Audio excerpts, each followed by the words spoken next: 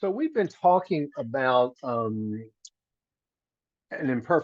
perfectly imperfect life, and we've been talking about starting over. So I wanted to sort of continue on that theme, general theme this morning, and talk about embracing our mistakes. And it's really a follow up to those talks. And part of this, the whole point here today, is to see our mistakes as teachers. Gandhi famously said, quote, freedom is not worth having if it does not include the freedom to make mistakes, close quotes. And of course, we all know they're an inevitable part of life. No matter how careful we are, how high our standards are, how competent we are, we're going to stumble, we're going to err from time to time. But our attitude, which is embedded in our expectations toward our mistakes, makes a huge difference of whether they sort of drag us down or whether we grow and improve from them. And all too often, especially in our culture, we treat mistakes as a source of embarrassment, a source of shame, of self-loathing, of failure. You know, we berate ourselves for not being smarter, more prescient, more skillful, more attentive, and on and on. And this negative mindset really ends up not only causing tremendous suffering, but makes us risk averse. So it makes us want to stick to the familiar, avoid taking on new challenges because we have a fear of failure. And we're usually socialized in this culture to recoil from our mistakes, to chastise ourselves, to beat ourselves up over them. We feel ashamed, we feel defective when we make them, we feel inadequate. And the bigger the mistake, the worse we feel. But what if we sort of completely did a 180 and embrace them, accept them? What if we decide that even if we get burned, we can start again? We talked about starting over on Wednesday. The 13th century Zen master Dogen called life, quote, one continuous mistake. And I love that quote, one continuous mistake. Yeah, there's the fear of looking bad if we screw up, but so what? It's only the ego trying to protect itself to make us look good, to keep us looking good. It has nothing to do with who we really are. When I was a kid, my mother would always say, you're too full of yourself, or you don't get too big for your britches, and do all my mistakes over the years prove her right, that I was, too big for my britches? Did I constrain myself because I was, too exuberant or too free or too out there and therefore prone to more mistakes? As kids, we just sort of go all in and make mistakes, but then our reaction to them and our parents' reaction and our peers' reaction to them conditions us to how we're going to deal with them going forward in our adult life. But the reality is, as you know, we all make them, we make lots of them. It's really how children learn. It's trial and error. It's a tremendously important part of learning, especially social learning for kids. Kids literally stumble when learning to walk. I mean, there's the sort of prototypic mistake. They stand up, they fall down, they get back up, they fall down. What is that expression?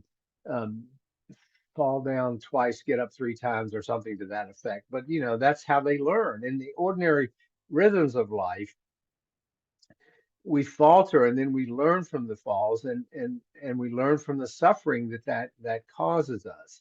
But sometimes we worry about our tendency to overreach, that we get ahead of ourselves, our plans get too ambitious, we get these inflated versions of the future. In other words, we get too big for our britches, as my mother always said.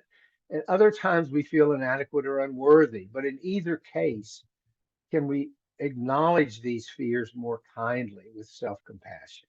I mean, that's where the practice kicks in on embracing our mistakes without feeling like we must reinvent ourselves every time we make a mistake or hide from them or cover them up or be ashamed or embarrassed about them, and treat every mistake as if it was a big deal. Life is full of opportunities to make wrong choices, and every one of those wrong choices is a teaching moment for us. So either live a cautious life, a very careful life, trying to anticipate every mistake. It's very constraining, it's very confining. Or do we embrace the risks in the interest of increasing the richness of our lives. I mean, that's what I would argue for. Let's go ahead and put ourselves out there because that's where some of the richness comes, especially in the relationship realm. And this is where, as I always say, the rubber meets the road. You know, can we experiment, act, take a step, extend ourselves, learn, discover, and grow, and discover the ease of making mistakes, of trusting, failing, learning anew, embracing them, which requires great self-compassion, especially again in the interpersonal realm. Do I put myself out there to you, take a risk with opening to you in the interest of deepening the connection, or do I walk around protecting myself? With self-kindness, we can dispassionately examine what went wrong when we mess up without harsh criticism. And we can look at our mistakes with curiosity, with not with judgment, to mine them for insights. What did I learn from that? How was that mistake an opportunity to learn, to not repeat that? The gift that doing so gives us is the freedom of imperfection. That's the gift we get from our mistakes. It's the freedom of embracing imperfection. We've been talking about perfectionism. And of course, the ego is going to resist. But what we'll find with this, the freedom that this brings joy. It brings a sense of playfulness, of forgiveness, and compassion for ourselves and others. Because embracing our own mistakes makes us more gracious, more forgiving, and more wise toward others. So then we can act with our best intentions because there's a freedom in that. There's a freedom in embracing our mistakes, all the while recognizing we can't control the outcome. That's what we've been talking about the last couple of weeks. By not knowing what the outcome's going to be, but acting anyway with really a playful sense, with a caring heart, we give up control of the outcome. We understand that it's something that we have no control over. We may be able to influence it, but things change. I mean, we just had a few examples of ending up in JFK, or having your employees not show up for your cafe. I mean, life is full of this stuff. We willingly embrace the mystery of what awaits us down the road, and that is a definition of freedom. We don't try to control it. We embrace it. We welcome it without judgment. So let me share with you, to wrap up today, a poem I love by Elaine Sexton called Rethinking Regret. She says, let's thank our mistakes. Let's bless them for their humanity, their terribly weak chins. We should offer them our gratitude and admiration for giving us our clefts and scarring us with embarrassment, the hot flash of confession. Thank you, transgressions, for making us so right in our imperfections. Less flawed, we might have turned away, feeling too fit, our desires looking for better directions.